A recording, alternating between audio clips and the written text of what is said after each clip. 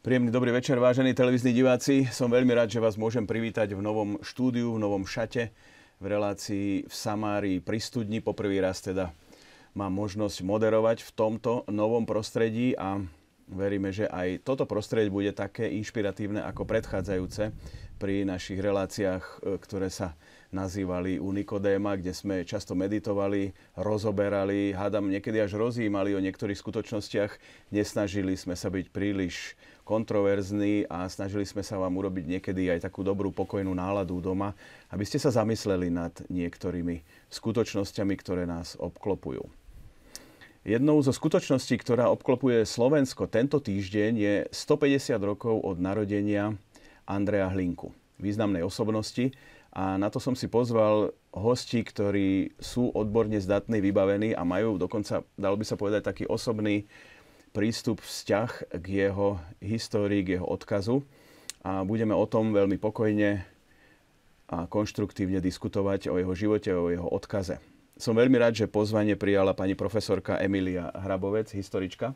Dobrý večer. Dobrý večer. Takisto až z Ružomberka prišiel k nám, ale nie náhodou, ale pretože s mestom Ružomberok sa spája narodenie, činnosť a celý život Andreja Hlinku, a to je pán primátor Jan Pavlík. Vítajte. Pekný večer. Takisto prišiel ďalší odborník, historik, pán Robert Lec. Dobrý večer. Vítajte. A Pavol Stanok, ktorý sa takisto venuje ako vydavateľ, odborník, historik téme odkazu Andreja Hlinku aj prostredníctvom spoločnosti, ktorú vedie ako predseda. No a vy ste samozrejme pozvaní, tak ako vždy, stať sa takými našimi, možno niekedy oponentmi, možno tými, ktorí nás budú motivovať k odpovediam, jednoducho súčasťou našej relácie, a preto nám môžete napísať e-mail na adresu v Samárii, sú tam dve i na konci, @tvlux.sk, a na tradičné mobilné číslo môžete pomocou SMS-ky poslať vašu otázku. Ja ju potom dostanem prostredníctvom e-mailu na svoj počítač na číslo tradičné 0905 60 20 60.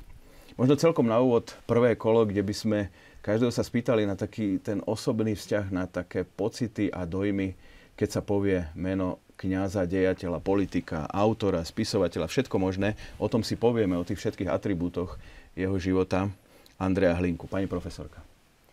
Slovenské dejiny, osobitne slovenské dejiny 20. storočia sú bez Andreja Hlinku jednoducho nemysliteľné.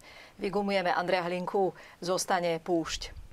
Preto bez ohľadu na to, aký postoj môžeme mať k jeho jednotlivým aspektom činnosti, jednotlivým stránkam, faktom je, že je to nosný pilier slovenských dejín.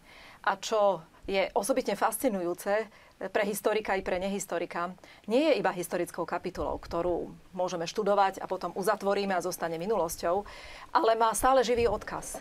Je fascinujúce študovať, ako Hlinka dokázal naozaj čítať, teraz možno trošku prehnane poviem, znamenia čias.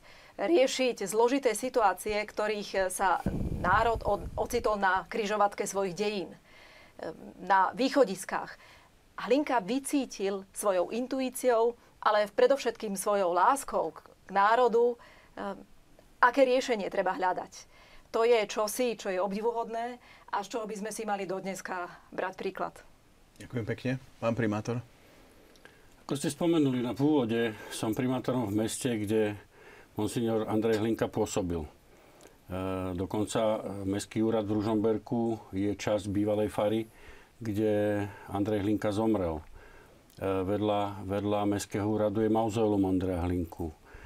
Mestskou časťou Černová, čo je rodisko Andreja Hlinku. Čiže ja s týmto menom žijem a vzhľadom na to, že som Ružomberčan a narodil som sa v Ružomberku, tak stále sa s týmto menom stretávame a môj osobný pohľad na to je asi taký, že ja si myslím, že aj v dnešnej dobe, ktorá nie je ľahká, či už pre mladých alebo starších ľudí, jeho odkaz je veľmi dôležitý. Pán profesor Lec. Andrej Hlinka je skutočne podľa môjho názoru asi takou najvýraznejšou osobnosťou a jednou z najdôležitejších osobností slovenských dejín 20. storočia. Jeho význam vidím v takom spájaní 19. storočia a 20. storočia. Bol ako keby takým symbolickým mostom, ktorý už veľkou časťou svojej osobnosti, svojou tvorbou, svojimi názormi patril skôr teda do 19. storočia, ale v podstate otváral akési nové obzory pre slovenskú spoločnosť, pre slovenské politické dianie, pre slovenský život v podstate. A ukázalo sa teda, že tieto princípy, ktoré presadzoval, v podstate boli nosné. Nech sa menili režimy, štátne útvary a tak ďalej. Jednoducho ten princíp samobytnosti slovenského národa a právo Slovákov na sebaurčenie, právo na samosprávu tu v podstate stále ostával nezmenené. Ďakujem. Pán Stano? Ja teda využijem tú ponuku, že môžem byť troška osobný. Dostal som to tak nejako do kolísky. Môj otec poznal Andreja Hlinku. Môj otec bol troška starší ročník a zažil ho ešte v takom svojom mladom dospelom veku a patril do takého okruhu Hlinkových takých miestnych priateľov či spojencov, či jeho otcová rodina, povedzme, hlavne otec jeho. Takže ja som to tak nejako prijal túto hlbokú takú spojitosť, ktorú moji predkovia s Andrejom Hlinkom mali. Len na ilustráciu, môj otec získal svoj byt, prvý vlastný byt v roku 1964 v Ružinove a nasťahovali sme sa tam 26. septembra a to bola taká príležitosť, aby nám niekoľkokrát zdôraznil a sme si to pekne zapamätali, že nasťahovali sme sa do nového bytu v predvečer z tého výročia narodenia Andreja Hlinku. No a dneska už máme 150, takže troška sme postarili, ale možno sme časom aj si tento odkaz aj teda vedome nejako rozvinuli a ako si ma to tak skôr zvnútra tak pomkýna tento odkaz nejako troška ešte posúvať ďalej dnešným generáciám. Áno, ďakujem pekne. Pani profesorka, možno vy, trúfli by ste si tak v stručnosti zrekapitulovať život Andreja Hlinku v tých základných pilieroch? Povedzme, pokúsiť sa o prvý krok a potom poprosím o tie ďalšie kroky pri tomto stole. Možno to vyznie trošku nadnesene, pretože dnešná doba nemá rada, keď sa hovorí hodnotovo. Ale o Hlinkovi nemožno hovoriť inak ako hodnotovo, pretože Hlinka bol celou svojou bytosťou idealista. A o idealistovi možno hovoriť iba v termínoch ideálov. Jeho životné dielo stálo na 3 pilieroch, zjednodušene povedané. Bol katolícky kňaz a jeho hlbokým presvedčením bolo, že slovenská identita nemôže existovať inak ako hlboko zakorenená v kresťanstve. A keď stratí kresťanstvo, stratí všetko. Stratí pôdu pod nohami. V roku 1919 napísal pápežovi Benediktovi XV. Prostredníctvom varšavského nuncia budúceho pápeža Pia XI. Vtedy Achilleho Rattiho. Keď takto ďalej pôjde tempo sekularizácie, zosvedčenia slovenského národa, o 50 rokov stratí nielen svoju vieru, ale aj svoju národnú identitu. Čiže poprvé hlboké zakorenenie v kresťanstve, v katolíckej viere.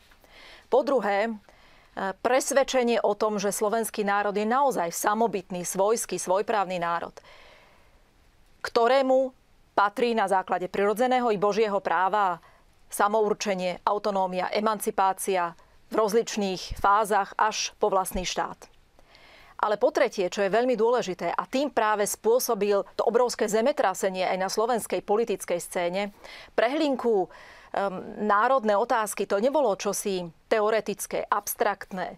To neboli národniari z Martina, z Turčianskeho svätého Martina, kde boli naozaj osobnosti vysoko vzdelané, ktoré písali traktáty zložitého rázu, písali úžasné básne, ale pospolitý slovenský ľud im nerozumel, pretože ho nedokázali osloviť jemu vlastnou rečou.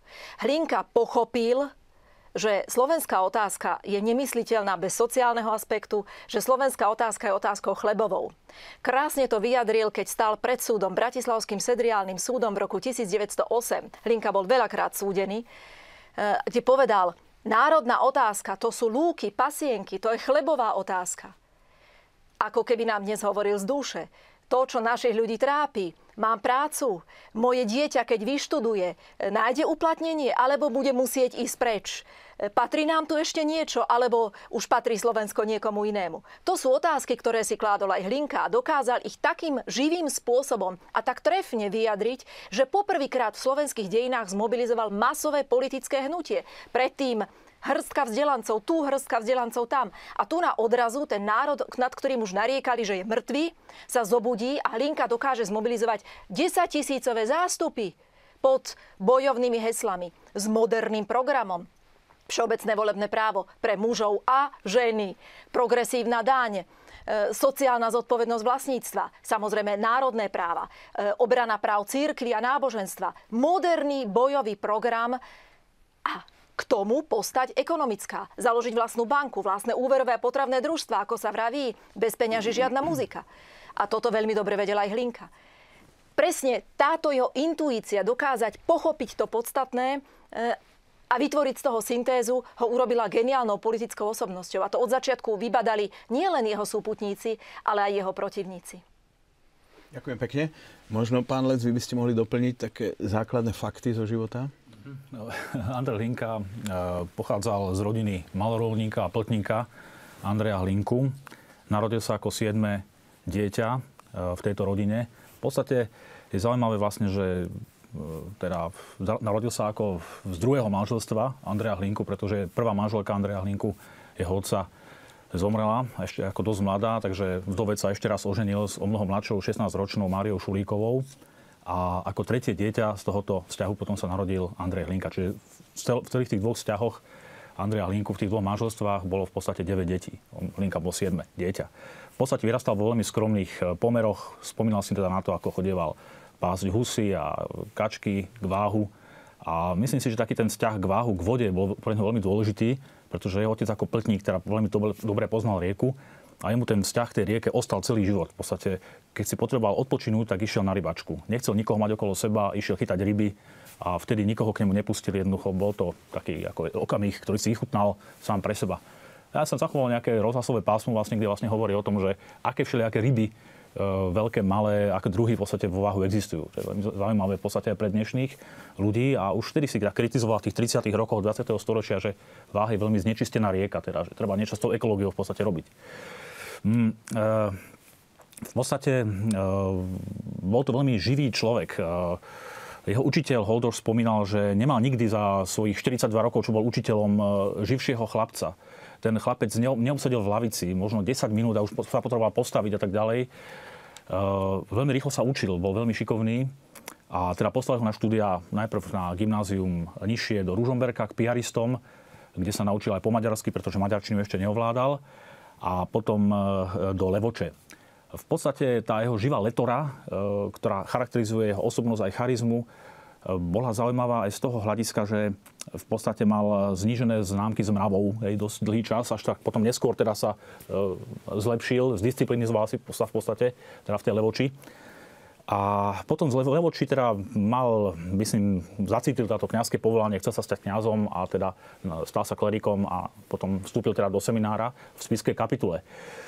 Pani profesorka Hrabovcová už vlastne hovorila o tom, že Hlinka nebol nejak úplne, nedostal také hviezdne vzdelanie, že ťažko ho možno porovnať s nejakými intelektuálmi, ktorí študovali niekde inde na európskych univerzitách. Ten seminár v spišskej kapitule bol veľmi provinciálny v podstate. Takže Hlinka sa ako osobnosť nemohol hrdiť tým, že študoval na nejakých prestížnych univerzitách, ale vždy nejakým spôsobom bol oboma nohami vrastený do slovenskej pôdy. Rozumel problémom týchto ľudí, ktorí tu v podstate žili a snažil sa ich nejakým spôsobom riešiť. Nerad cestoval, nerozumel dobre zahraničnej politike. A trpel tak trošku aj komplexom na týchto vzdelancov. S tým súvisí v podstate aj prijatie Vojtecha Tuku potom do Hlinkovej slovenskej ľudovej strany, kde on vlastne obdivoval vlastencov, vedel, že títo ľudia môžu znamenať isté riziko, ktoré potom on v podstate podcenil a títo ľudia potom na tom teda nejakým spôsobom ťažili.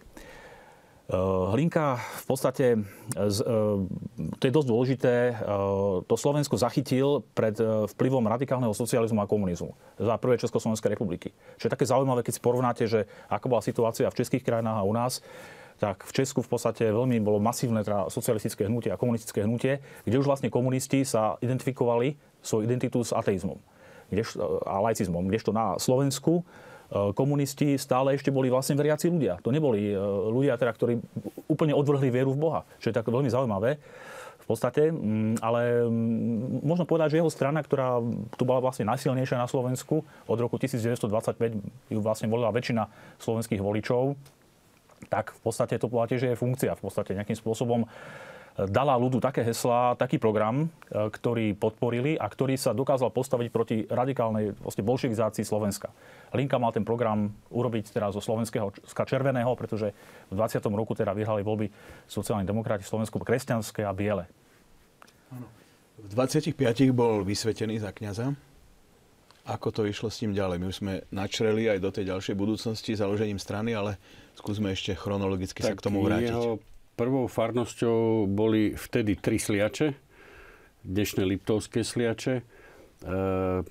Datuje sa a veľa literatúry opisuje práve jeho odchod zo Sliačov do Ružomberka, kde potom pôsobil, pretože podľa literatúry sa to podobalo na veľkú manifestáciu, kde obyvatelia Sliačov ho odprevádzali na koňoch a na vozoch až po kataster Ružomberka a zas na hranici katastra Ružomberka ho vítali masy ľudí, ktorí sa veľmi tešili, pretože oni vtedy poznali Hlinku skôr ako politika, skôr ako človeka, ktorý má veľmi jasné predstavy o ďalšom usporiadaní, ale nie len teda v tom duchovne, ale aj v ekonomike, v správach rôznych inštitúcií, majetkov a tak ďalej. Takže hovorí sa o tom, alebo píše sa o tom, že vtedy to naozaj bola taká veľká manifestácia tešiacich sa ľudí, ktorí sa tešili na Andreja Hlinku ako na kňaza, ale zároveň ho poznali ako politika. Takže pôsobil v Ružomberku. Ja by som chcel možno povedať pri tejto príležitosti, že mesto Ružomberok práve má tu pečať Andreja Hlinku v podobe rôznych nehnuteľností, ktorých on bol či už pri zrode, alebo spoluautorom, keď sa zháňali na to peniaze a proste on veľmi, veľmi rád a myslím si, že naozaj sa vyznal v tom, čo tento národ potrebuje, tak ako pani profesorka povedala. No a toho dôkazom sú Ľudová banka napríklad. Včela to bol veľkosklad potravín, ktorá je celý kultúrny dom Andreja Hlinku. Dnes je to hotel Kultúra. Tak on bol pri založení, pri zháňaní investícií práve do tohto veľkého hotela. Bola tam telocvičňa, boli tam rôzne iné priestory. No a samozrejme pochopil, že bez vzdelanosti a bez informovanosti sa nedá ďalej napredovať. No a tak bol zakladateľom veľkej tlačiarne Lev. Tá budova, všetky tie budovy, o ktorých dnes hovorím, dnes stoja v Ružomberku a sú to také mestotvorné prvky. Literatúra uvádza napríklad pri založení banky, že to bolo v domčeku pár miestností, kde teda bola nejaká kasa, nejakí tí zamestnanci dnes a potom neskôr teda postavili na Mostovej ulici. Doslova sa uvádza, že v literatúre, že palác. A je to naozaj na tú dobu, ale aj dnes je to veľmi pekný objekt v meste Ružomberok. Ďakujem. Pán Stano, možno by sme mohli dokončiť tú jeho činnosť, ako to ďalej pokračovalo? Ja možno by som ešte snáď aj navrhol, že vráťme sa ešte kulinček späť. Tá jeho prvá farnosť, kde bol ako farárom, predtým bol kaplánom na niekoľkých miestach, bola asi takým rozhodujúcim štartovacím bodom ku všetkému, čo ďalej robil. Tie sliače našiel naozaj v takom dosť možno aj dezolátnom stave, ak by sme to tak mohli povedať. Sú až tristné jeho opisy, ako popisuje, ako ľudia žili, hej, v tom konci 19. storočia. Takže toto potvrdzuje tú jeho takú prvú skúsenosť s tou sociálnou biedou a ukazuje, že ako činorodo a pragmaticky sa jednoducho do toho pustil. Napísal x článkov, príručky, knižôčky o tom, ako zakladať družstvá svojpomocné, aby si tí ľudia nejakým spôsobom pomohli. Ja som osobne stretol v Sliačoch človeka, ktorý povedal, že jeho otec sa v tejto konštelácii bol účastníkom teda akéhosi toho striezlivostného spolku, kde vlastne až asi pod takým sľubom, ak nie prísahou, proste si povedali, že nebudú piť. A že otec fakticky, okrem toho, že si dal možno na Vianoce deci vínka, tak nepil. Hej. To sú obrovské vklady do toho miestneho života. Takže neviem, pre zaujímavosť takáto knižočka dobová existuje.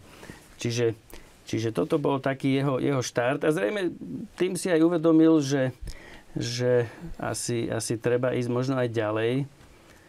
A asi aj v tom čase zhruba začala jeho politická aktivita, ktorá, ako hovorí pani profesorka, naozaj má svoje silné hodnotové polohy. Tak zrejme tá uhorská ľudová strana, ktorej bol spočiatku členom a aktivistom, mala silný hodnotový rozmer. Bolo to možno v čase, keď sa naozaj veľmi intenzívne v Uhorsku prejavoval istý liberálny tlak, nazvime to zjednodušene. Išlo tam, myslím, možno ma doplnia, ale o proste presadzovanie povinného civilného sobáša a niektoré takéto podobné modernistické veci. A to bola jedna z polôch, kde tiež cítil, že je potrebné sa angažovať. Takže tu niekde možno je ten štart, ktorý potom sa vlastne rozvíjal a vlastne takou nejakou prirodzenou cestou išiel ďalej a ďalej. Áno, sa žiada v tejto chvíli spýtať, že kde bola vlastne u ňoho tá prvotná inšpirácia či motivácia, že ako keby v tom svojom myslení začal predbiehať dobu. Dalo by sa možno povedať, ale skúsme sa ešte vrátiť ku chronológii jeho života, aby sme to nejakým spôsobom uzavreli. Dostali sme sa do prvej farnosti, potom do Ružomberka a čo sa dialo ďalej? Kto by to zhrnul? Je veľmi hektické, pretože Hlinka síce získal Ružomberskú faru, ale narazil na obrovské problémy v podstate, ktoré v Ružomberku boli. Totiž to mesto ovládla isto taká klika, ktorá sa obohacovala teda na mestskom majetku a v podstate tie financie mestské viac menej úplne zašantročila. No a Hlinka ako z pozície ružomberského farára, ktorý teda bol aj členom mestského zastupiteľstva, toto otvorene kritizoval. Čiže narobili si ešte viacej nepriateľov touto svojou priamosťou. No a ako farár v Ružomberku tiež mal protikandidátov, to vlastne bol širší výber a tí vlastne, ktorí neboli zvolení za tých farárov, tiež ho považovali za svojho soka. Takže aj tu vlastne bola opozícia s radou kňazov voči nemu. V podstate problém bol aj v tom, že vystupoval otvorenejšie proti maďarizácii. Tá katolícka ľudová strana, teda uhorská, tá mala v programe v podstate takú kultúrnu autonómiu pre národnosti a aj sociálny program, čo bol teda sympatické pre Slovákov a teda Hlinka sa v generácii angažoval, ale koncom roka 1905 v podstate, keď táto uhorská ľudová strana sa spojila v podstate s vládnúcou liberálnou stranou a prestala byť verná svojmu programu, tak Hlinka, Ferko Skičák, Ferdy Žuriga a niektorí ďalší aktivisti slovenskí si založili samostatnú slovenskú ľudovú stranu. Nebola to nejaká veľká strana, ktorá by mala mať nejaké sekretariáty a tak ďalej. To bola v podstate účelové zoskupenie, ktoré až vlastne pred voľbami sa začalo nejakým spôsobom angažovať. A práve s tým programom Slovenskej ľudovej strany bolo v histórii zvolených najviac slovenských poslancov v Uhorskom sneme. Podľa prepočtu v Uhorskom sneme, ktorý mal myslím, viac ako 400 poslancov, malo byť asi 50 slovenských poslancov, ale teda bolo ich tam len pár. A tých slovenských cítiacich teda sa až v roku 1906 dostalo 7. Čiže to bol taký zásadný zlom v slovenskej politike. No a potom vlastne ten jeho spor s biskupom Párvim. To je veľmi bolavá vec. Keď mal Hlinka 70 rokov, teda už s veľkým odstupom od tejto udalosti, ktorá sa tu odohrala, od tohto konfliktu so svojím biskupom, sa vyjadril, že to bol jeho najbolestnejší zážitok celého života. Konflikt s jeho vlastným biskupom, ktorý ho nepochopil a ktorý ho v podstate sa snažil zničiť v podstate, ako kňaza, ako farára v Ružomberku.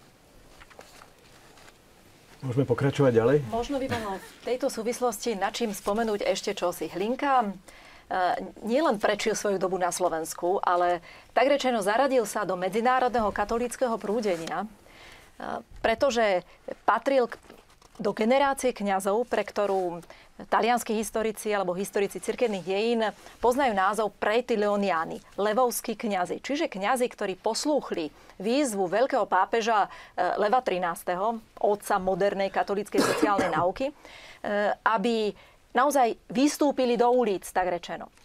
Aby v situácii, kedy oporou cirkvi už prestali byť padajúce tróny a neexistujúce katolícke vlády, ale aby oporou cirkvi v každodenných zápasoch sa stali mobilizované katolícke masy. A tieto masy mali aktuálnou retorikou a konkrétnou politikou mobilizovať aj práve katolícki kňazi. Tlačovým apoštolátom, sociálnou politikou, zakladaním rozličných družstiev, ale aj mobilizáciou do prvých politických hnutí. To bolo výslovné želanie Leva XIII. A táto generácia angažovaných kňazov sa veľmi rýchlo sformovala práve na Slovensku pod vedením alebo s dušou vedúcej osobnosti Andreja Hlinku. K tomu treba ešte čosi dodať. Kolega Lec to už spomínal. Ostatné 10 ročia Uhorska sú veľmi smutno poznačené tvrdou maďarizáciou. Uhorsko bolo historicky mnohonárodný štát, v ktorom mali prevahu Slovania, slovanské obyvateľstvo. Ale v druhej polovičke 19. storočia si maďarské elity vzali za cieľ pretvoriť tento historický štát na maďarský národný štát. A robili to všetkými dostupnými prostriedkami. Nepriamými prostredníctvom získavania Maďarov sociálnymi výhodami, možnosťami sociálneho vzostupu, ale aj priamym tvrdým maďarizačným tlakom v školách, v kultúre, vyhadzovaním slovenských alebo iných slovanských študentov zo škôl, znemožňovaním im prakticky kultúrneho vzostupu, profesionálneho vzostupu. Toto veľmi tvrdo postihlo Slovákov a malo aj sociálne aspekty. Veľmi prispelo k masovému vysťahovalectvu zo Slovenska. Keď si uvedomíme, že začiatkom 20. storočia iba v Spojených štátoch amerických žilo 600 000 Slovákov, pri maličkom národe to je neuveriteľný počet. 1/3 národa, ako krvácal tento národ už na prelome 19. a 20. storočia. Tá bieda bola nepredstaviteľná a k tomu predstavte si utrpenie detí, ktoré prídu do školy a nerozumejú vyučovaniu. Nemôžu sa ani Otčenáš pomodliť po slovensky. Existujú takéto smutné svedectvá z niektorých farností, kde museli deti prisahať s rukou na srdci, že odteraz v škole neprehovoria slovenského slova a keď niektoré z nich prehovorí, tak ho okamžite udajú. To bolo veľmi smutné a veľmi tvrdé.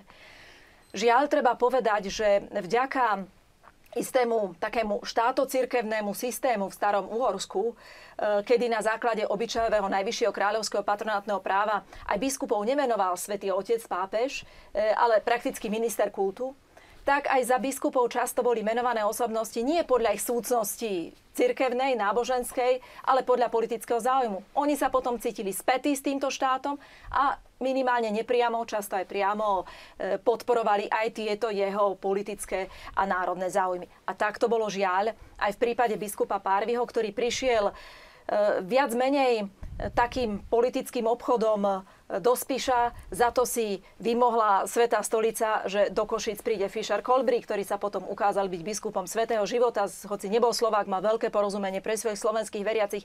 U Párviho to tak nebolo. Po slovensky nevedel, pre slovenské prostredie nemal porozumenie a za každým slovenským slovom šípil ohrozenie uhorskej štátnej idei. A preto aj v konflikte s Hlinkom pokračoval ex informata conscientia na základe informovaného svedomia, ale informovať sa nedal a prakticky iba na základe pár denunciácií pokračoval veľmi tvrdým spôsobom. Ale čo v tejto súvislosti sa mi hneď žiada dodať? Hlinka nikdy nepodľahol pokušeniu a tlakom, ktoré tu boli, aby túto situáciu zneužil v neprospech cirkvi. Vždy bol poslušným cirkvi a biskupovi. Nikdy sa nedostal na pozíciu nejakého reformátora, ktorý odrazu využije slabosť jedného človeka alebo jeden ľudský, pre neho veľmi bolestný konflikt, aby ublížil cirkvi. A to bolo v očiach Svätej stolice nesmierne veľa. A jedna z hlavných príčin, samozrejme okrem tých vecných, že nebolo dôvodov na suspenziu, prečo pápež zrušil Párvim uvalenú suspenziu a prečo potom po roku 1918 Hlinkovo meno 4-krát rezonovalo ako kandidáta na biskupský stolec. Vždy, žiaľ Bohu, táto kandidatúra padla pre politické veto z Prahy. Ale práve toto bolo veľmi obdivuhodné na sile jeho osobnosti a oddanosti cirkvi. Nezneužijem takúto situáciu, naďalej zostávam poslušným, verným synom cirkvi. To bola úžasná Hlinková vlastnosť. Spomínali ste, že obdobie bolo v tom čase turbulentné. Tak skúsme pokračovať, sledovať, tak povediac, tú jeho kňazskú kariéru, ak to tak môžeme povedať. Ako sa ďalej vyvíjal? Je zaujímavé to, že teda, ako sme už spomenuli, bol suspendovaný, teda najprv zbavený ružomberskej fary v roku 1905 a následne 1906 a následne potom bol suspendovaný aj od výkonu kňazskej funkcie. To znamená, že nemohol spovedať, krstiť, sobašiť a tak ďalej. Nemohol slúžiť sväté omše. Ocitol sa v podstate úplne ostrčený a čo je také zaujímavé, tak aj zo slovenských kňazov sa od neho ľudia dištancovali, teda jeho oltárni bratia. Takže paradoxne našiel oveľa väčšie porozumenie napríklad na Morave u moravských kňazov, ako teda u samotných slovenských kňazov, ktorí sa mu vyhýbali. V takejto situácii, keď o tohto človeka nikto nemal záujem, tak Hlinka v podstate s pomocou Alojza Kolíska, to bol vlastne moravský kňaz, sa nakoniec jeho kauza teda v Ríme začala trochu viacej hýbať. A čo je také veľmi zaujímavé, v tomto konflikte biskupa s obyčajným kňazom dala Svätá stolica za pravdu teda tomuto kňazovi a nie teda biskupovi a Párvi bol nútený zrušiť Hlinkovú suspenziu. Hlinka teda už vtedy v tom čase nebol teda ružomberským farárom a teda bol dokonca vo väzení. V roku 1906 bol prvý raz pred súdnou Sedriou v Bratislave a potom po Černovej v roku 1908 ho druhý raz odsúdili. Čiže v podstate bol človek, ktorý bol celkom odsúdený na 2 roky, 9 mesiacov veľmi ťažkého väzenia. To je zaujímavé pre mňa, že si vôbec nezúfal teda v tej bezvýchodiskovej situácii, keď bol zavretý s náročnými zločincami, kriminálnikmi v Segedíne, ako on o tom v podstate písal, tak si nezúfal, nestrácal tú nádej a dokonca ešte dokázal z väzenia koordinovať aj preklad Svätého písma, ktorý sa vtedy teda do slovenčiny pripravoval, čo je teraz tiež také zaujímavé. No a potom teda suspendia bola v roku 1909 zrušená a Hlinka sa potom mohol po predpustení z väzenia dostať späť na svoju faru v Ružomberku, kde zotrval až do konca života. To je také aj zaujímavé, tu by som tu chcel spomenúť ten vzťah neskoršieho biskupa Jana Vojtašáka k Andrejovi Hlinkovi.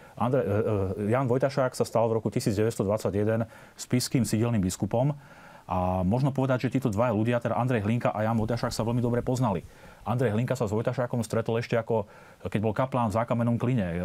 Vojtašák mu ministroval a tak ďalej, čiže tento vzťah bol veľmi srdečný a povedal by som, že biskup Vojtašák Hlinkovi toleroval aj jeho teda politickú činnosť a teda nejakým spôsobom ho dobre poznal. Iní biskupy sa dostávali viac menej potom s Hlinkom aj do konfliktov, pretože Hlinka sa ich usiloval zatiahnuť viac do politického diania alebo ich nejako ovplyvniť, aby teda menovali kňazov, ktorých on mal v politickej strane na farnosti, ktoré by viacej jemu vyhovovali z politických dôvodov a teda biskupy to niekedy odmietali urobiť, ale teda taká bola realita. Takže na tej fare v Ružomberku v podstate bola až do konca svojho života. Chcel by som vlastne aj povedať to, že iný bol Hlinka v 20. rokoch a iný už v 30. rokoch 20. storočia. Najmä teda od polovice 30. rokov sa už veľmi predsadzuje taký radikalizmus na slovenskej politickej scéne, aj v rámci Hlinkovej slovenskej ľudovej strany. Nastupuje mladšia, vybudnejšia generácia, Karol Sidor, Ferdinand Ďurčiansky a ďalší. A tí v podstate, nechcem povedať, že zneužívali a využívali v podstate Hlinku viac menej v prospech svojich cieľov. To sa ukázalo napríklad v Piešťanoch, kde bol prijatý taký veľmi radikálny manifest, s ktorým nesúhlasilo to umrienenejšie krídlo Hlinkovej slovenskej ľudovej strany. Takže Hlinka častokrát nevedel o mnohých veciach a bol vmanipulovaný do niektorých vecí, ktoré vopred nepripravil. Aj tie rokovania so zástupcami sudetonemeckej strany, aj maďarskej zjednotenej strany v podstate. To všetko bolo v podstate, vyšli Sidorové denníky, tam to je veľmi dobre popísané. Teda Karol Sidor viac menej Hlinku, nechcem povedať, že manipuloval, ale viedol týmto smerom.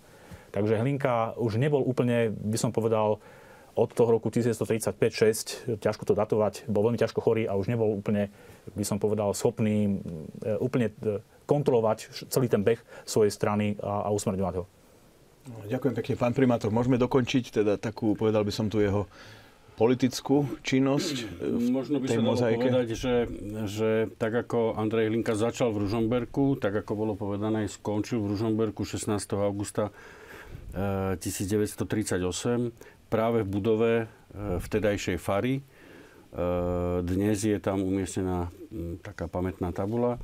No a tým skončila jeho pozemská púť na tej jeho ceste, ktorá určite nebola ľahká, určite bola trnistá. Už v tom období to bola veľká osobnosť dejín Slovenska, vtedy ešte aj Československa, lebo tá jeho Hlinková slovenská ľudová strana, tak ako bolo povedané, bola najväčšou stranou na Slovensku a myslím, že 5. najväčšou v rámci celého Československa, čo sa týka počtu ľudí. A tam je tiež sa dá vycítiť proste, že tí ľudia išli za ním. Tam išli za osobnosťou Andreja Hlinku a preto tam v tých spolkoch a v tých stranách a v strane ako takej pôsobili. Takže tak by sa dal možno uzavrieť ten kruh života a má to istú symboliku aj pre mesto Ružomberok. Pre mňa je zaujímavé, ak môžem teda niečo dodať k tomuto, čo ste povedali, pán primátor. Samotný pohreb Andreja Hlinku, ktorý je podľa mňa v slovenských dejinách úplne unikátny. Nepoznám pohreb slovenskej osobnosti, ktorého by sa zúčastnilo asi 120 000 ľudí, 900 kňazov, niekoľko biskupov a tak ďalej. Čiže môžem povedať symbolicky, že teda národ sa prišiel rozlúčiť s touto osobnosťou, vedel, koho stratil. Bez ohľadu na politiku, keď si zoberiete rôzne noviny, od komunistických cez agrárnické, ja neviem aké, sociálno-demokratické, každý sa usiloval aj z týchto jeho protivníkov nájsť aj tú pozitívnu stránku na Andrejovi Hlinkovi. Čiže aj bývalí politickí protivníci, ktorí ho odsudzovali, nachádzali aj nejaké pozitíva teda na tejto osobnosti. Takže bola to naozaj zaujímavá osobnosť, teda charizmatický ľudový tribún. Pán Stano, možno by sme mohli ešte doplniť takú tú jeho autorskú činnosť. Vieme, že založil Ľudové noviny, potom bol aj predseda Spolku svätého Vojtecha. Aby sme v tej mozaike ešte aj túto jeho stránku doplnili? Áno, jeho aktivita bola veľmi široká, naozaj jeho publicistika, verejné vystúpenia. Možno nebol tak literárne ako výraznejšie činný, ale vždy sa vedel k veciam vyjadriť a aj ich zhmotnil do nejakého, keď aj menšieho útvaru. Možno, že len k tomu väzeniu, možno, že tam napríklad aj prekladal jednu takú celkom vážnu apológiu Susaiho. Modlitebnú knižku zostavil, to už neviem presne v ktorom roku, ale dva spevníky v podstate, ktoré máš Kresťania, ešte jedna loď, ktorá sa veľmi dlho vychádzala vo viacerých vydaniach v leve. Mňa tak fascinuje celkom, akú váhu prikladali v meste Ružomberok, možno aj inde, ale toto poznám napríklad funkcii Regenschóriho. Tam boli niekoľké osobnosti, ktoré sa starali o hudobnú produkciu liturgickú a zrejme aj s presahom do ďalších svetských oblastí. Také mená ako Chládek alebo Pavčo. To boli proste také kultúrne vplyvy v tom meste, ktoré fara ružomberská za Hlinku podporovala. To boli jednoducho súbehy na toto miesto. Chládek prišiel, proste pochádzal zo Sudet, to proste ho niekde našli, možno vo Viedni alebo kde. A proste bol platený človek, ktorý podporoval takto tento kultúrny rozmer. Možno sme skočili tak už až k pohrebu, ale možno, že ja by som považoval za potrebné len kratučko ešte sa vrátiť a spomenúť taký možno ten záverečný uhorský blok. Tam je možno otázka tej černovskej tragédie, ktorej bol Hlinka takým dosť výrazným protagonistom, teda asi je to v celku známe, sa pričinil o stavbu kostola v jeho rodnej obci. V tom 907. zhruba mal byť posvetený, ale práve bol on už mimo služby. No a nastala tam tá tragická udalosť. S tým je spojené jeho turné po Čechách, kde mal x desiatky prednášok a sú známe tie rôzne príhody, ako ho v Prahe na koči študenti ťahali cez mesto a oslavne ho tam teda prijímali. Áno, otázka vzniku Československej republiky. Keby sme ešte troška tú chronológiu jeho života mali spomenúť, nemožno nevidieť jeho podiel na tomto revolučnom období. Jeho známy výrok, že manželstvo s Maďarmi sa nevydarilo, ideme s Čechmi, jeho účasť pri Martinskej deklarácii. A napokon aj potom už zase vytriezvenie z určitých nádejí a uvedomenie si, že možno, že to bude zase len troška zložitejšie. Mňa v tomto ohľade, ako pre pochopenie jeho postoja a jeho takého toho zrodu, toho autonomistického, silného hnutia alebo myšlienkového takéhoto profilu sa javia napríklad nedávno publikovaný výskum v britskom archíve ministerstva zahraničných vecí, kde sú proste diplomatické správy o tom, ako napríklad britskí diplomati v roku 19 upozorňovali českých predstaviteľov, že akýmsi spôsobom by mali byť voči slovenskej problematike citlivejší. Že jednoducho tu ten vplyv, asi to nie je teraz asi možné do detailov rozoberať, ale ten vplyv z Česka bol jednoducho protikatolícky a tak, no, nechcem povedať, že protislovenský, ale jednoducho znamenal určité také rozčarovanie a vlastne on zrejme naštartoval potom tú významnú fázu posledných 20 rokov Hlinkovho života, ktoré sú nepoznačené, ale ako charakteristické jeho snahou o dodržanie Pittsburghskej dohody, o to, že Slováci majú mať určitú formu samosprávy v tom Československu. A toto je možno, že taký ten hraničný bod, že ak aj dneska sa to jeho uhorské obdobie vníma v podstate pozitívne, ale už to československé obdobie už vždy sa zvrtne na takú kontroverznú polohu. Ja si myslím, že vlastne ten program autonómie, keď si to pozrieme, v podstate Hlinková slovenská ľudová strana presadzovala výsostne parlamentnou cestou. To neboli nejaké partizánske vojny alebo nejaké mimo parlamentné formy boja za autonómiu Slovenska. To bol výsostne demokratický spôsob, ako presadiť túto myšlienku samosprávy Slovenska. Dávali riadne návrhy do pražského parlamentu, ktoré buď vôbec neboli rešpektované, alebo teda boli potom odmietnuté. Takže nebol to radikalizmus, ako teda dobovo sa hovorilo, alebo teda sa to jednoducho odbavilo tým, že to je separatizmus. Áno, to rady vlastne hovorili tí prívrženci Československej jednoty, teda vlastne, že tá snaha, to úsilie o samosprávu Slovenska je vlastne slovenský separatizmus. Čiže hádzali v podstate do jedného koša Hlinku a jeho stranu vlastne s akýmisi pokusmi o otrhnutie Slovenska z Československa. Áno, zrejme častokrát sa spája jeho meno aj so slovenským štátom. No, nie celkom skôr než prídeme k slovenskému štátu, myslím si, že by sme nemali preskakovať to medzivojnové obdobie, lebo je veľmi dôležité. Aj preto ďakujem predrečníkom obom, že sa vrátili k tej otázke 1918. a následných rokov, pretože sa mi zdajú byť veľmi dôležité. Hlinka bol jednoznačne prívržencom štátoprávneho riešenia československého. To sa vykryštalizovalo v polovičke Prvej svetovej vojny, na neskôr roku 1917. Doktor Stano tu už spomínal ten známy výrok, 1000-ročné manželstvo s Maďarmi sa nevydarilo, musíme sa rozísť. Mal teda odvahu.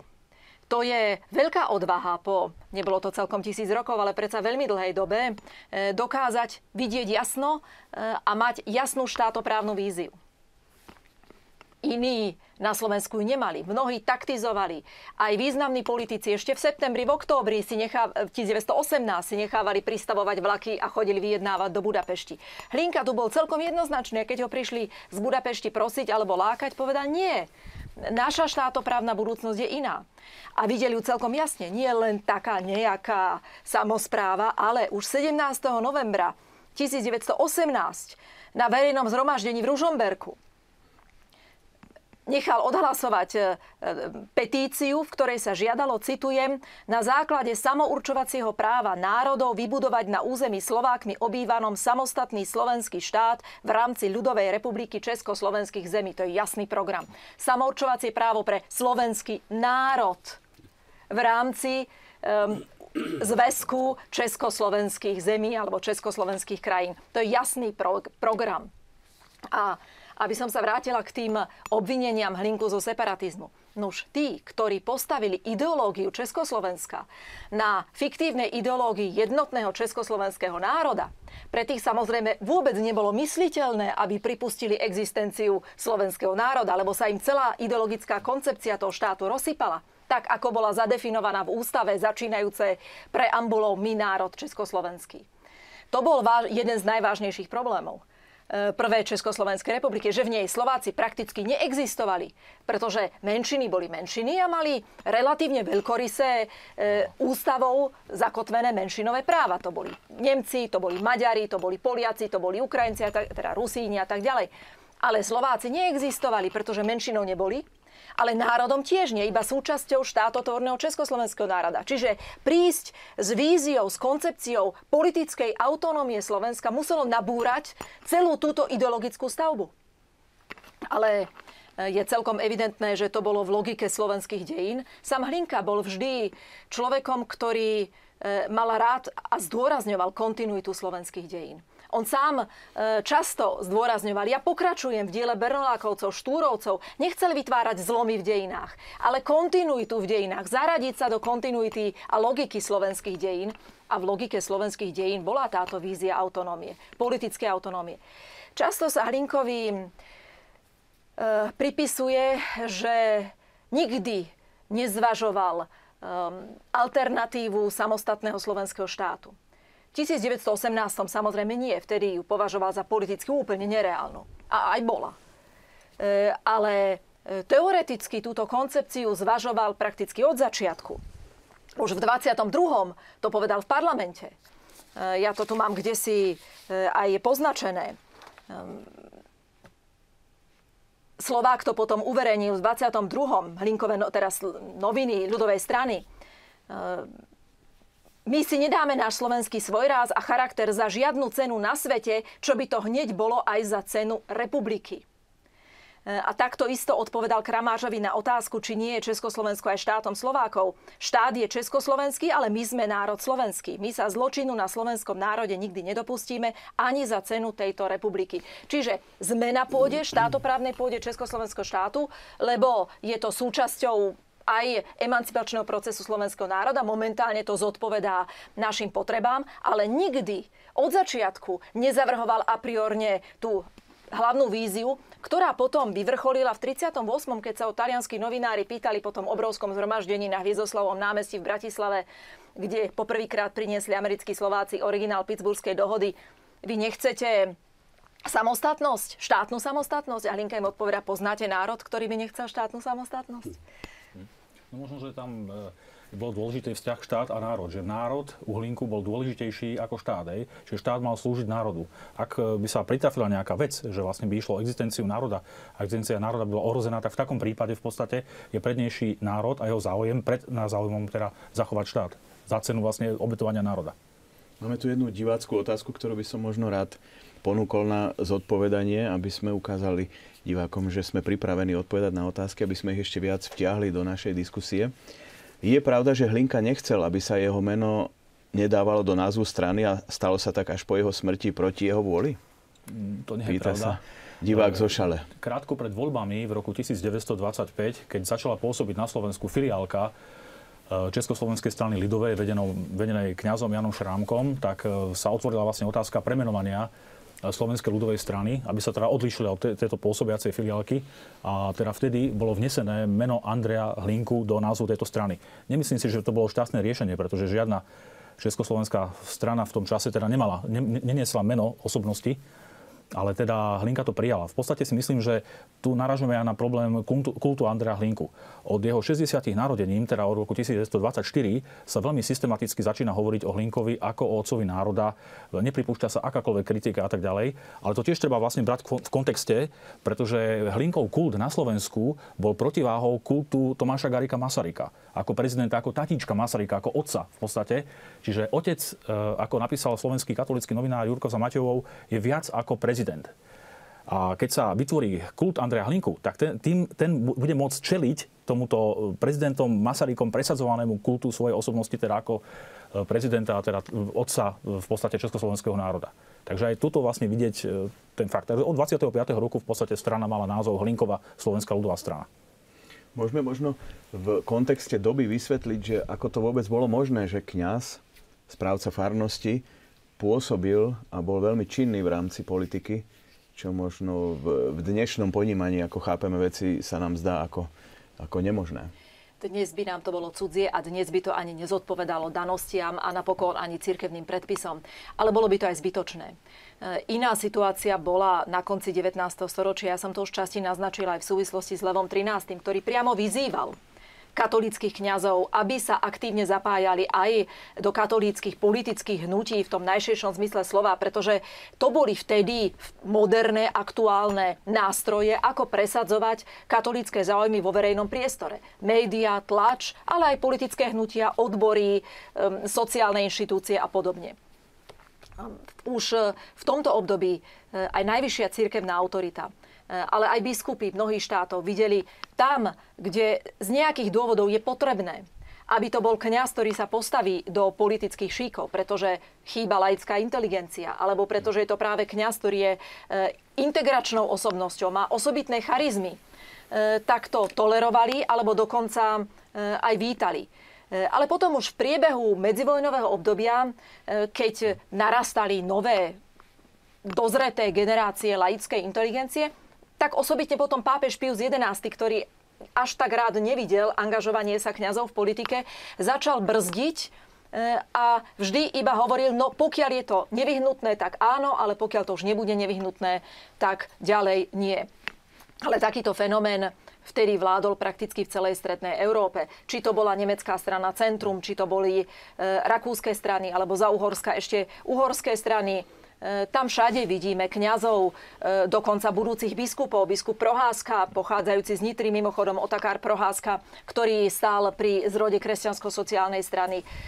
Vidíme to v Nepárte, na jej čele dlhý čas bol opát Molnár. A samozrejme aj v českej strane s kňazskou generáciou na čele. Ale to je obdobie, kedy to považovala aj Svätá stolica za potrebné. Neskôr, keď to už potrebné nebolo, ale naopak viedlo to k možným rizikám, konfliktným situáciám, tak začali brzdiť a radiť, aby systematicky boli títo kňazi nahrádzaní laikmi. Ale jedna vec ešte sa mi zdá dôležitá povedať v súvislosti s Hlinkom a odpustite mi, keď teraz aj ja budem možno tak trošku hlinkovsky emotívna. Ale čo je fascinujúce na jeho politickej osobnosti, to je jeho osobná skromnosť a nenáročnosť. Človek, ktorý určite mal finančné prostriedky, najmä potom v 20. rokoch, keď spravoval banku, bol predsedom strany, ružomberským farárom, poslancom Československého národného zhromaždenia, no určite netrel biedu, tak rečeno. Ale vlastnil aj v týchto časoch bohatých, vždy súčasne naraz iba dve reverendy a dva klobúky, jednu na nedeľu a jednu na pracovný deň. Keď niečo dostal, tak ďalej. Svoje prostriedky použil na zveladenie ľudovej banky, na noviny, na tlač. Traduje sa aj taká epizódka zo stretnutia s Ladislavom Hanusom, ktorý vtedy študoval v Prahe a Hlinka išiel do Prahy aj za svojimi povinnosťami poslanca, ale mal sa stretnúť aj so svojím kaplánom, ktorému pomáhal s nostrifikáciou štúdií rakúskych. No a Hanus ho čakal na stanici a hovorí, že vezmeme si taxík. Ale, vy ste ale spanštili v tej Prahe, pekne pôjdeme peši. Osobná beznáročnosť človeka. Keď v 27. vstúpila ľudová strana do vlády, Hlinka nechcel žiadne ministerské kreslo. Ja budem vo svojom Ružomberku, ja budem riadiť stranu, ale nepotrebujem žiadne ministerské kreslo. Človek, ktorý bol ochotný aj trpieť, niesť následky svojej odvahy. Ukážte mi politika, ktorý by bol dnes ochotný ísť do väzenia za svoje presvedčenie. A ľudia ho preto milovali. Mohla by som menovať desiatky mien ľudí, ktorí doslova a otvorene položili život za Andreja Hlinku. A to teraz nie je obrazné rozprávanie, ale doslovné. Taký Štefan Mikuš, ktorý sa hodil pred Hlinku v 21. v Trnave a schytal to za Hlinku, zomrel do niekoľkých dní na následky fyzických atakov politických protivníkov. Jeho posledné slová na smrteľnej posteli boli: a Hlinka žije? Ukážte mi dnešného politika, za ktorého by voliči obetovali život. Áno, jeden z našich divákov presne toto píše, že naši politici z rôznych spektier by na tú duševnú úroveň dôstojného otca Hlinku nedorástli v láske k národu. A spomína otca svojho drotára, ktorý chodil za prvej republiky na jeho prednášky a spomína z nich humorné odpovede na pokriky rušiteľov. Čiže možno by sme mohli v tomto takom tóne tých osobnejších atribútov života, ak by sme vedeli ešte niečo spomenúť. No ešte by som vlastne chcel doplniť, že tá charizma Hlinková, teda ktorý Hlinka vysloval veľmi charizmatický, úžasný rečník to bol, vedel strhnúť teda ten dav, vedel ho strhnúť tak, že ľudia plakali, radovali sa, ale na druhej strane vyvolával aj tie negatívne emócie. To znamená, že u nepriateľov Hlinkovej slovenskej ľudovej strany, u odporcov teda tej myšlienky autonómie, potom dochádzalo rovnako k žilenej nenávisti voči Hlinkovi. Preto potom aj na tých zhromaždeniach dochádzalo potom častokrát k stretom, až ku krvavým teda udalostiam, teda, ktoré sprevádzali toto obdobie, teda tie 20. a 30. roky 20. storočia. Bolo tu niekoľko atentátov na Andreja Hlinku, v podstate, ktoré teda neboli úspešné, takže tento človek naozaj teda bol veľmi zaujímavý. No a vyjadroval sa skratkou, typicky bol takýho sarkazmus, lebo on nešetril svojho protivníka. Bol rytierský, dá sa povedať, ale keď sa niekto nejakým spôsobom, keď na niekoho narazil ako na protivníka, tak ho naozaj nešetril. V podstate používal rôzne slová, teda aby teda nejakým spôsobom dokázal, že ten človek nemá pravdu a že je niečo, že s ním nesúhlasí. Áno, vy ste spomínali aj viackrát, že bol súdený. Mohli by sme aj k tomuto niečo doplniť? Áno, súdili ho za Uhorska, súdili ho za Československa. Presnejšie nesúdili, ale zatvorili. Za Uhorska bol súdený dvakrát. Profesor Lec to už spomenul, v 1906 a potom v 1908 ešte raz. Do Vedna dostal 2 roky 9 mesiacov aj čosi tvrdého väzenia v Segedíne. Ale krátko po vzniku Československa bol opäť súdený, väznený. Prečo? Pretože Hlinka, hoci nebol človek zahraničnej politiky, to tu takisto už odznelo, v auguste 1919, keď prišlo už to prvé vytriezvenie z Československa, ešte nie v tom zmysle, že treba sa mu obrátiť chrbtom. Nie, sme na platforme Československa, ale žiadame si základné práva, žiadame si podmienky, v ktorých bude uchovaná tá naša ťažko uchovaná identita z Uhorska. A keď sa dozvedel o existencii Pittsburghskej dohody, tak v auguste 1919 sa rozhodol, dá sa diskutovať o tom, či to bolo veľmi politicky rozumné a premyslené, ale svedčilo to aj o jeho spontánnom myslení a konaní, že sa vyberie do Paríža na Parížskú mierovú konferenciu, kde predloží politikom vládnúcim svetu slovenskú otázku. A urobil to v tom zmysle rozumne, že cestoval obrovskou okľukou cez Poľsko a Rumunsko, aby sa nedotkol maďarského územia, aby mu nemohli vyčítať, že nejakým spôsobom je v službách maďarského revizionizmu. A touto obrovskou okľukou najprv prišiel do Varšavy, tam predložil prvé memorandum nunciovi Achillemu Rattimu, neskôršiemu pápežovi Piovi XI. Potom druhé memorandum bolo predložené pápežovi priamo v Ríme 17. septembra a tretie to hlavné o 3 dni neskôr v Paríži mierovej konferencii. Hoci v memorande nebolo nič protištátne, pretože neobrátil sa na nepriateľa, na nepriateľské mocnosti, ale na spojenecké mocnosti a žiadali iba uskutočnenie Pittsburghskej dohody, v princípe autonómiu politickú pre Slovensko. Praha sa veľmi zlakla internacionalizácie slovenskej otázky. To bolo toho, čo sa najviacej báli. Doma si to už nejako zamoceme, len aby o tom nevedel svet. No a stalo sa, čo sa stať muselo. Hlinku krátko po návrate do Ružomberka zatkli. Ale to svedčí o odvahe človeka. Oni tam išli 5 do toho Paríža, ale cez tú hranicu sa potom jeden vrátil, lebo tí druhí vedeli, bude zle, tak potom niektorí sa nevrátili, iní neskôr postupne. Hlinka mal odvahu, čo som si navaril, to si aj zjem. A zakrátko na toho v októbri 1919 v Ružomberku zatkli, odvliekli do Mírova, neskôr do Podolia a z väzenia sa dostal až v apríli 1920, keď bol zvolený v parlamentných voľbách za poslanca a ako taký mal poslaneckú imunitu, musel byť prepustený. Pričom nikdy nebol postavený pred súd. Aj to treba povedať. Bol väznený, ale nikdy nebol postavený pred súd. A sami politici, ktorí ho do toho väzenia dostali, pochopili, že to bolo kontraproduktívne, lebo urobili zo svojho politického protivníka martýra a nedosiahli nič, tak nakoniec tichým spôsobom to vyriešili prepustením. Ale veľmi to svedčí o Hlinkovej letore. Naozaj ochotný riskovať a povedať to, o čom bol presvedčený, že je pravda, opportune importune, čiže padni komu padni.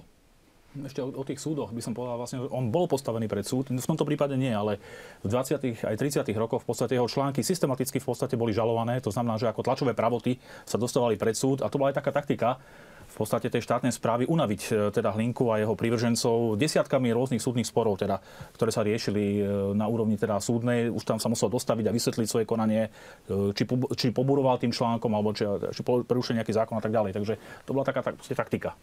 Tie súdne konania a tlačové pravoty. Kým sa dostaneme k ďalšej téme, skúsme si povedať ešte odpoveď na otázku, ktorú sme práve teraz dostali a možno s tou otázkou je ešte aj také zaujímavé pozadie okolo toho z histórie. Kde je pochovaný Andrej Hlinka? Pýta sa jeden z divákov.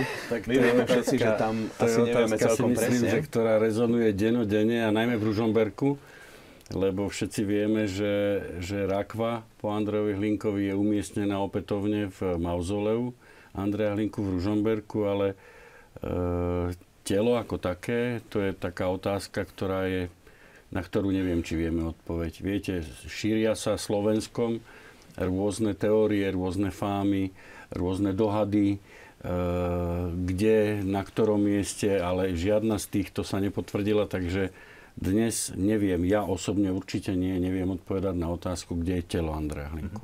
No ja, vlastne to súvisí aj so spôsobom pochovania Andreja Hlinku. Vlastne jeho telesné ostatky boli po smrti balzamované, istý čas boli uložené v krypte jezútov a potom 31. októbra 1939, teda už v období slovenského štátu, boli potom prenesené do mauzolea. Neviem, či bolo správne, podľa mňa nebolo správne takto verejne vystavovať tieto ostatky, pretože sa politická doba bola hektická, mohla sa zmeniť a tak ďalej, čo sa potom aj ukázalo. Takže bol tu pokus vlastne počas povstania v roku 1944 zbombardovať toto mauzoleum, to sa nepodarilo, ale teda pred príchodom frontu potom v marci v roku 1945 Štefan Hašík ako minister národnej obrany slovenského štátu vlastne zariadil evakuáciu na neznáme miesto týchto pozostatkov. Nevieme naozaj, kde boli. Zrejme v dome svätého Martina v Bratislave, ale odtiaľ už nevieme, kam sa dostali. Ja som mal ešte tento rok jeden tip. Trocha sme preverovali jednu lokalitu, ale zatiaľ to nevyzerá teda nádejne. Ale možno by som sa dotkol ešte krátko. My sa viackrát ako si tak naznačili sme otázku kultu Andreja Hlinku. Tak myslím si, že zase to treba vidieť ako mnohé historické veci v takom kontexte, aká bola situácia, aká doba. Myslím si, že naozaj to bola určitým spôsobom revolučná doba. Že popri Andrejovi Hlinkovi vznikla jedna generácia, áno, možno aj radikálnejšie orientovaných alebo temperamentnejších osobností, ale v podstate bol do veľkej miery prijatý širokou pospolitosťou národnou a vnímali sa tie veci asi naozaj ako oprávnené a zaslúžené, že ho ľudia naozaj nazvali otcom. Že bola v tom možno aj politická nejaká kalkulácia, ale ten taký základný pocit si myslím u väčšiny alebo mnohých bol naozaj úprimný. A otázka aj mauzolea, no, nám to všeličo pripomína, možno nie je také úplne sympatické, no ale jednoducho bol to spontánny prejav istej úcty a ocenenia. Či to nie je takto zrkadlo nejakej ahistorickosti? Fotografie z histórie, možno by ste mohli, pán profesor Lec, k niektorým niečo povedať, tým fotografiám, čo tam teraz ponúkame? Tak, to sú tie fotografie Andreja Hlinku už vlastne ako pápežského protonotára v podstate. Čiže vieme teda v roku 1927 bol vlastne menovaný Svetou stolicou za pápežského protonotára. Aj toto vlastne taká trošku kompenzácia za to, že Praha nepovolila, aby sa stal biskupom, lebo pápežský protonotár infulovaný ad instar mal právo nosiť biskupské insígny. No a tam vlastne predtým ešte bola fotografia Andreja Hlinku na rybačke, taká zaujímavá. Práve si nasadzuje mužku. Toto nevidím presne, to sú Plohádnice zrejme. Na jednej vidím Ružomberok. Toto je Hledko. Áno, to je návšteva. Hledko po tej slávnej júnovej manifestácii a privezení z Ameriky originálu Pittsburghskej dohody bol zrejme v Ružomberku. No, to je koniec mája 1938. A tam vidím aj, myslím, Karla Sidora. Toto je Hlinka na stretnutí s Edvardom Benešom. V roku 1936 po okružnej ceste sa zastavil prezident Beneš aj so svojou manželkou v Ružomberku a v Černovej, kde sa stretol s Hlinkom. No a tuto Hlinka podpisuje posledný návrh na autonómiu Slovenska 5. júna 1938.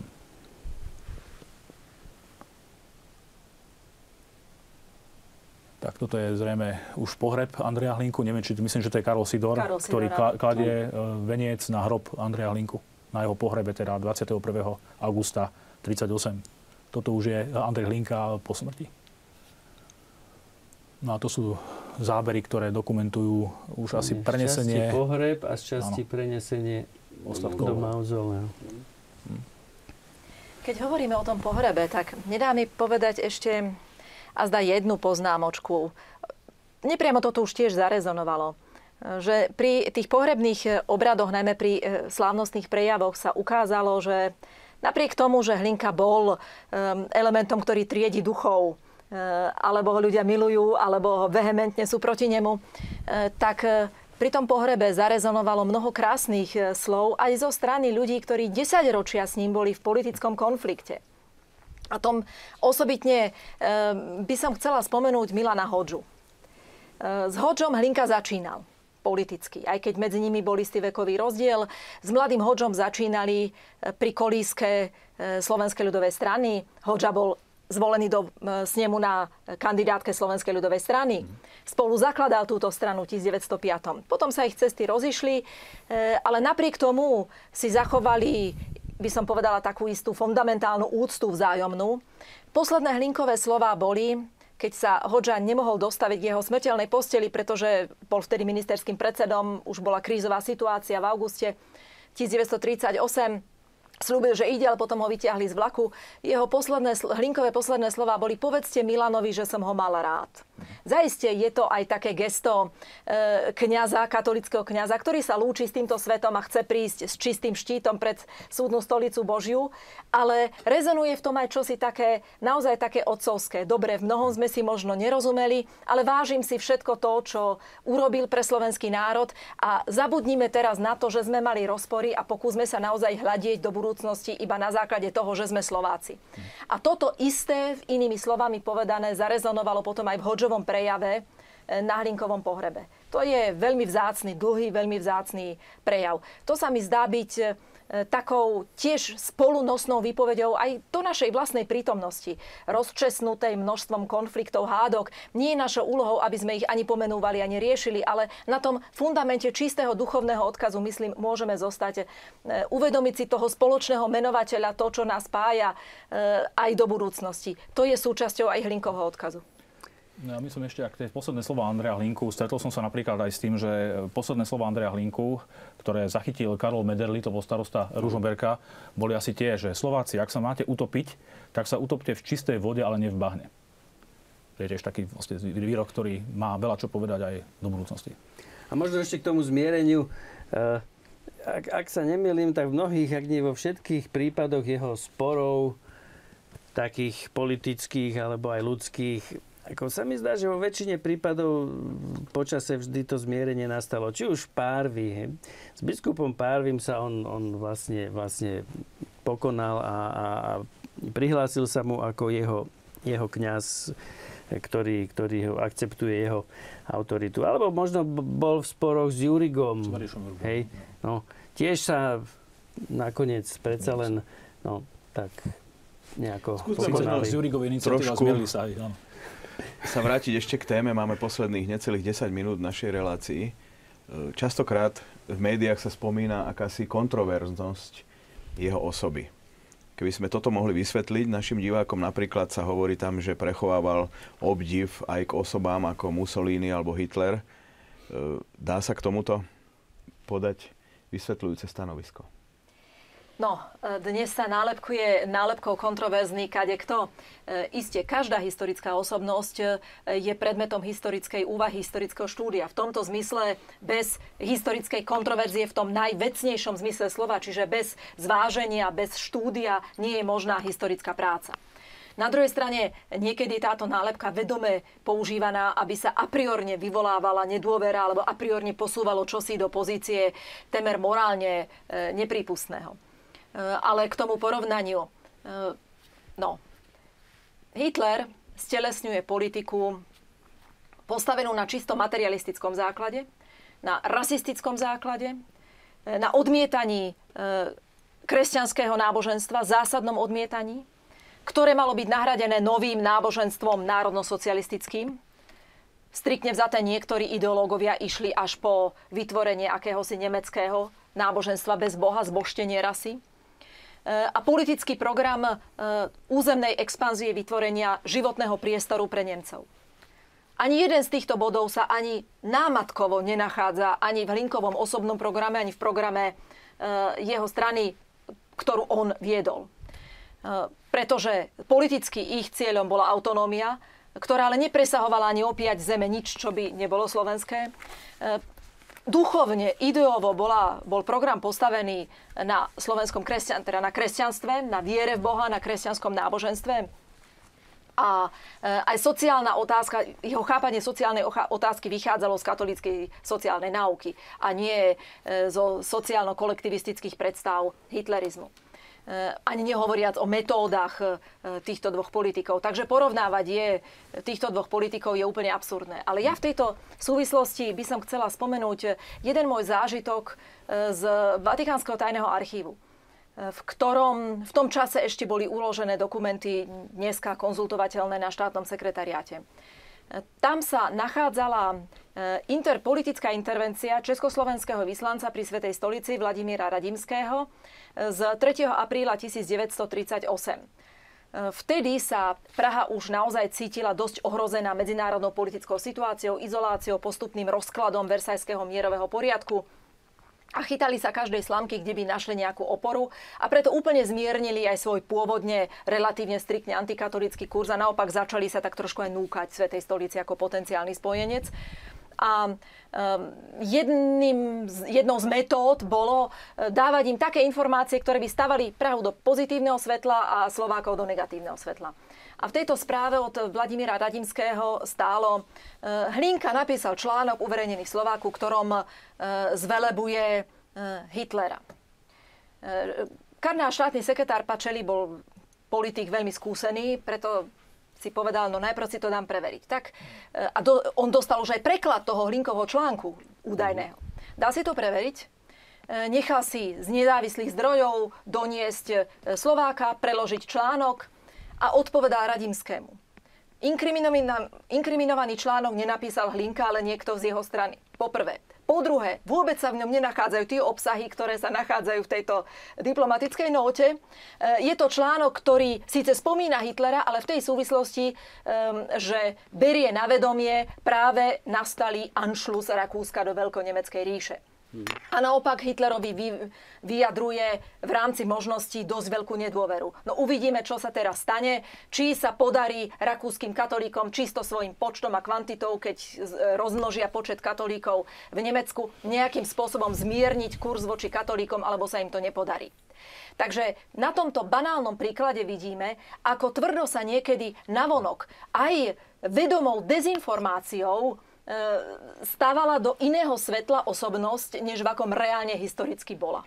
Ja by som ešte chcel možno doplniť tak trochu. Isté sympatie k Mussoliniho fašizmu tu v podstate boli v Hlinkovej strane, bolo radikálnejšie krídlo teda. Spomenuli sme Vojtecha Tuku, ktoré založilo potom Rodobranu ako takú brannú organizáciu v podstate polovojenského charakteru na ochranu teda tých zhromaždení ľudovej strany a napríklad v tom časopise Rodobrana vychádzal vlastný životopis Mussoliniho a tak ďalej. Oni mali čierne košele a tak ďalej. Čiže tie inšpiratívne vzore vlastne z Talianska tam boli. To sa nedá jednoducho poprieť. V podstate chápali fašizmus ako niečo ako moderné východisko v tých 20. rokoch z tých krízových udalostí povojnovej Európy, ktoré v podstate boli, ako nejakú cestu medzi komunizmom v podstate materialistickým a teda extrémnym liberalizmom. Teda to vlastne hľadali teda, alebo hasili sa teda k tomuto nejakému módnemu trendu No a potom niečo podobné aj s Hitlerom teda. Možno tie vyjadrenia istých sympatí u Hlinku naozaj skutočne neexistujú. Nepoznám taký článok, kde by to vlastne povedal.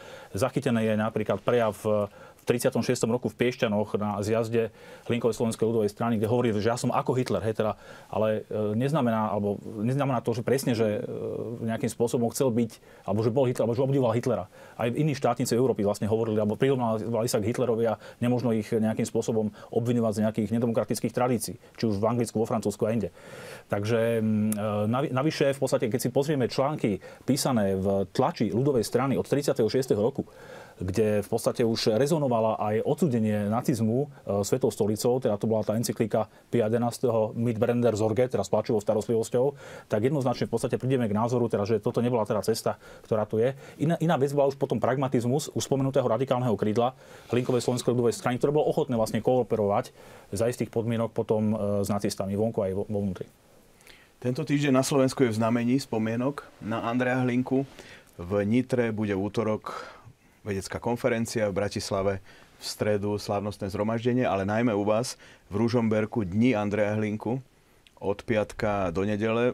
Presne v sobotu je výročie, 150 rokov od narodenia.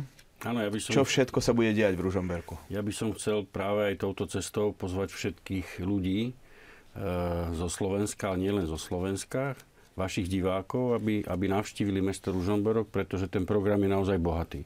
Ten program v podstate začína už v stredu organovým koncertom, potom v piatok je seminár o živote a diele, tam sa s pánom kolegom uvidíme. Festival gospelových skupín, uvedenie príležitostnej poštovej známky. Veľmi zaujímavá je súťaž vyhlásená Maticou Slovenskou pre vysokoškolákov, Hlinkova esej, ktorá bude vyhodnotená práve v Ružomberku v piatok. No a potom nosným programom je koncert Slovenského komorného orchestra večer o 6:00, kde bude udelená aj cena Andreja Hlinku. Samozrejme zaujímavý program je aj v sobotu, v nedeľu. V sobotu program začína slávnostnou svetou omšou. O 9:30 potom je položenie vencov k soche Andreja Hlinku. Potom je program umeleckých škôl ružomberských. Gospelový taký program celý skupín, rôzne umelecké, kultúrne telesá budú v tomto čase vystupovať v Ružomberku v nedeľu.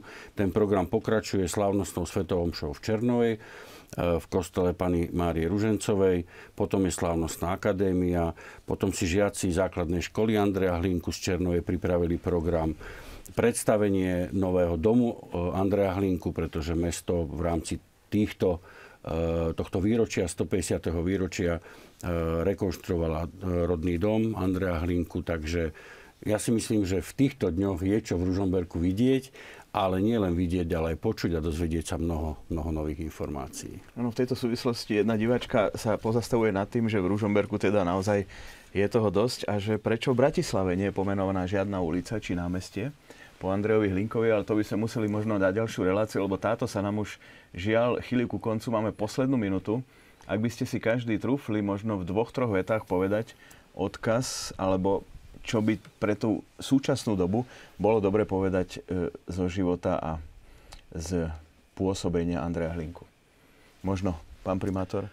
Ja, tak ako som povedal v úvode, myslím si, že odkaz Andreja Hlinku pre dnešnú dobu je v jeho morálnej istote, v morálnej istote žiť a presadzovať tie správne a charakterové a morálne veci.